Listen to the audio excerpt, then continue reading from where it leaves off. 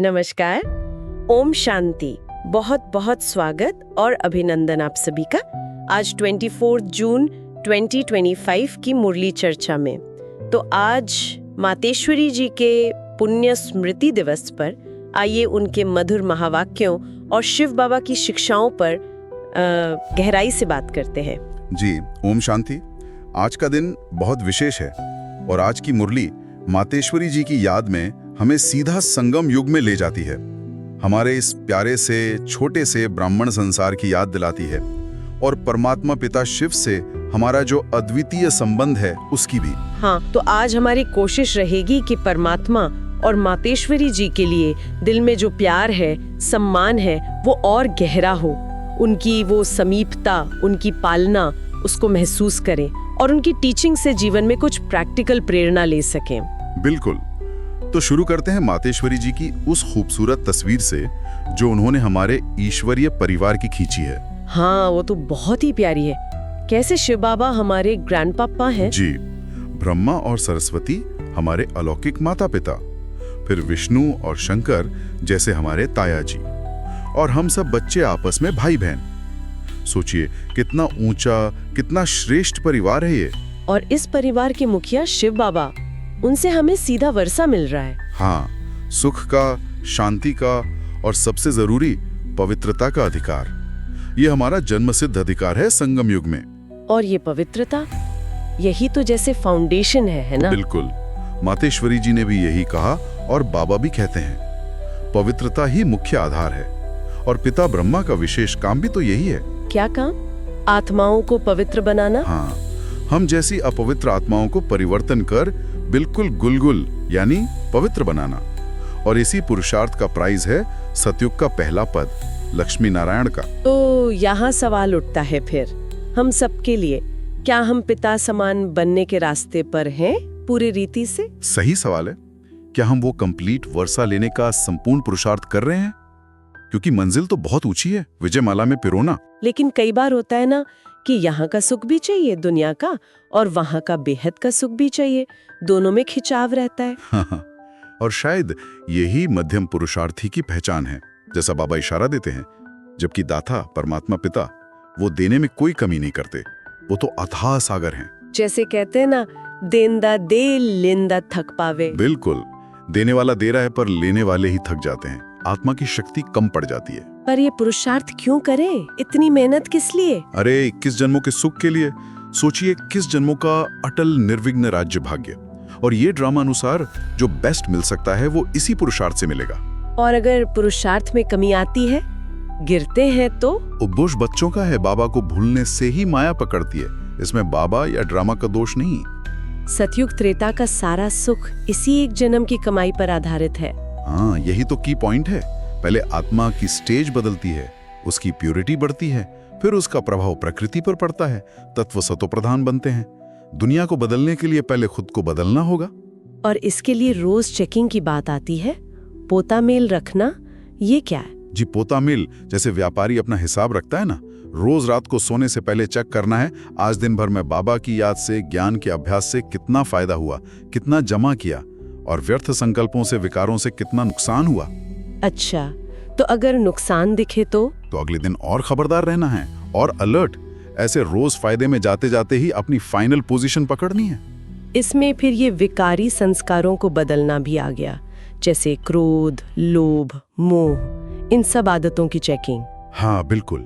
क्या हम इनसे सच में छूट रहे हैं? क्या देवताई संस्कार अभी से धारण कर रहे हैं? अपने कर्मों के खाते पर भी बहुत ध्यान देना है, संभल कर चलना है। और याद का चार्ट रखने की भी बात है। जी, रात को सोने से पहले 10-15 मिनट आत्मचिंतन बहुत जरूरी है। सोचना है कि आज पुराने पापों का बोझ हल्का करने के लिए कितनी देर बाबा को प्यार से याद किया। चार्ट रखने से सावधानी बढ़ती है, पुरुषार्थ में मदद मिलती है। अब आते हैं अव्यक्त बाप दादा और सरस्वती माँ यानी राधे माँ के संवाद पर। उसमें एक बात है कि परमात्मा इतने साधारण रूप में आते हैं कि पहचानना मुश्किल हो जाता है। ये भूल भुलैया क्यों? हाँ, ये भी ड्रामा का एक खेल है। परमात्मा साधारण तन में आते हैं, इसीलिए कई बच्चे निश्चय में हिल जाते हैं। और दूसरा, सहनशीलता का गुण। बाबा कहते हैं सहन करना ईश्वरीय गुण है, इसमें खुशी समाई है। लेकिन बाबा चाहे तो सब सहज कर सकते हैं ना, साक्षात्कार करा दें। हाँ, कर सकते हैं, पर बाबा हम भिखारी बच्चों को पुरुषार्थ कराकर प्रिंस प्रिंसेस बनाना चाहते हैं। वो चाहते हैं हम अपनी शक्ति से, अपने पुरुषार्थ से वो पद पाएं। और आगे परीक्षाओं का भी समय बताया है, उसके लिए क्या तैयारी? अभ्यास में पक्का रहना, खान पान मिले ना मिले, बाहर की परिस्थितियां कैसी भी हों, अंदर से बेपरवाह बादशाह। पहले से ही अपनी स्थिति मजबूत करनी है। याद का अभ्यास भी और तीव्र करना होगा। जी, खासकर लाइट स्वरूप स्थिति में याद करने से, देह से न्यारा होकर, तब योग का तेज सूक्ष्म वतन तक पहुंचता है और वहां से भरपूर शक्ति मिलती है।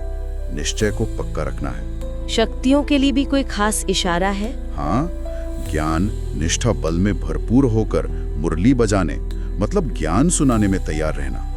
अपनी एक रस दृष्टि से, सम दृष्टि से सबको निहाल करना है और ये अनुभव कराना है कि कैसे साधारण ब्रह्मा तन में भगवान प्रत्यक्ष कार्य कर रहे हैं। और ये सब होगा कैसे? सूक्ष्म प्रेरणाओं को कैसे पकड़ेंगे? स्थिर अवस्था से। मन जितना शांत एकाग्र होगा, उतना परमात्मा की प्रेरणाओं को कैच कर सकेंगे। बाबा ने अपने स्वरूप की भी याद दिलाई, कैसे वो अखंड ज्योति परमधाम से आकर साकार में बात करते हैं। जब रचना मिल गया तो रचना में क्यों भटकना? दी क्रिएटर की पहचान पर पक्का रहना है। आज का वरदान भी बहुत सुंदर है, अतीन्द्रिय सुख के झूले में झूलने का। हाँ, सदा अतीन्द्रिय सुख के झूले में झूलने वाले संगम युग की सर्व अलौकिक प्राप्तियों से संपन्न भव। बाबा कहते हैं, देह अभिमान में आना मतलब झूले से उतरकर मिट्टी में पैर रखना। जैसे साफ बच्चे मिट्टी में नहीं जाते, वैसे ज्ञानी आत्मा देह अभिमान में नहीं आती। और स्लोगन, मैं त्यागी हूं, इस सूक्ष्म अभिमान का भी त्याग ही सच्चा त्याग है। त्याग का भी अभिमान न हो। वाह।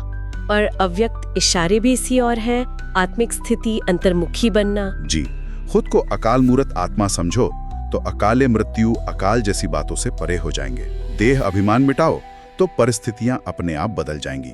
मन की स्थिति बदलो, परिस्थिति बदलेगी। तो संक्षेप में कहें तो आज मातेश्वरी जी की पुण्य स्मृति में हमने परमात्मा से अपने ऊंचे ते ऊंचे संबंध को समझा। जी, और संपूर्ण पुरुषार्थ की जरूरत को, आत्म परिवर्तन की विधि को, सहनशीलता की शक्ति और याद की गहराई को भी। तो प्रेरणा यही लेकर जाएं कि मातेश्वरी जी और बाबा की इन प्यारी शिक्षाओं को जीवन में उतारें।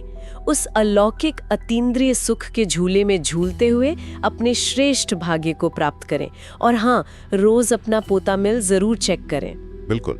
और अंत में सबके लिए एक विचार छोड़ जाते हैं, क्या हम अपना ज्यादातर समय और ऊर्जा बाहरी परिस्थितियों से जूझने में लगा रहे हैं, या फिर हम अपनी आंतरिक स्थिति, वो आत्मिक स्टेज बनाने का पुरुषार्थ कर रहे हैं जहां पहुंचकर परिस्थितियां खुद ही हमारे अनुकूल होने लगती हैं? इस पर जरूर सोचना है। ओम शांति। ओम शांति।